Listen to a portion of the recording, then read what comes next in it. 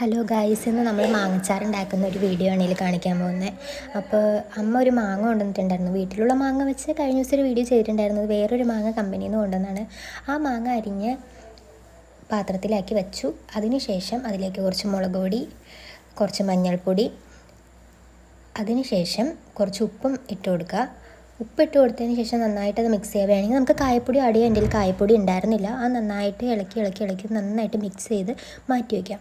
അതിനുശേഷം ഞാൻ മൺചട്ടിയിലാണ് ഉണ്ടാക്കാൻ പോകുന്നത്. മൺചട്ടിയിൽ ഒന്ന് കഴുകി ഒന്ന് അടുപ്പത്ത് വെച്ച് ഒന്ന് എണ്ണ ഒഴിച്ച് എണ്ണ ചൂടായി വരുന്നത് വരെ വെയിറ്റ് ചെയ്യാം. എണ്ണ ചൂടായതിന് ശേഷം അതിലേക്ക് കടുക് താളിക്കുക. കടുക് ഇട്ട് കഴിഞ്ഞതിന് ശേഷം ഉലുവ ഇടാം. ഉലുവ ഇട്ടിട്ട് നന്നായിട്ടൊന്ന് ഇളക്കി കൊടുത്തു. കടുകൊക്കെ ഒന്ന് പൊട്ടിയതിന് ശേഷം നമ്മൾ വറ്റൽമുളക് പൊടിച്ചത്, ചതച്ചതായാലും പൊടിച്ചത് നമ്മുടെ ഇഷ്ടത്തിനിടാൻ ശേഷം കറിവേപ്പിലേക്ക് ഇട്ട് നന്നായിട്ടൊന്ന് താളിച്ച് ഒരുവിധം കരിഞ്ഞ് വരുന്നതിന് മുമ്പ് തന്നെ അതിലേക്ക് നമ്മൾ ഇളക്കി വെച്ചേക്കുന്ന മാങ്ങ അതിലേക്ക് ഇട്ട് കൊടുക്കാം. ഇട്ട് കൊടുത്ത് കഴിയുമ്പോൾ തന്നെ ഒരു പ്രത്യേക കടുക് താളിച്ചൊരു മണവും കാര്യങ്ങളൊക്കെ നമുക്ക് വരും. കായപ്പൊടിയും കുറച്ചുകൂടി മണം വരും. നന്നായിട്ടത് മിക്സ് ചെയ്ത് കണ്ടോ, ഇപ്പം നല്ല ടേസ്റ്റ് ഉണ്ടാവും. അതിന് ശേഷം നമുക്ക് കുറച്ച് ഷൊർക്ക ഒഴിച്ച് കൊടുക്കാം.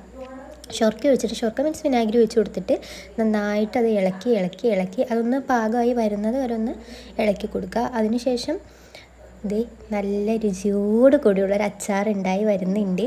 നമുക്കതിനെ ടേസ്റ്റ് ചെയ്ത് നോക്കിയാലോ, എങ്ങനെയുണ്ടെന്ന് നമുക്ക് നോക്കാം. എൻ്റെ ഫസ്റ്റ് സ്വന്തമായിട്ടൊരു അച്ചാർ ഉണ്ടാക്കി നോക്കിയതാണ്.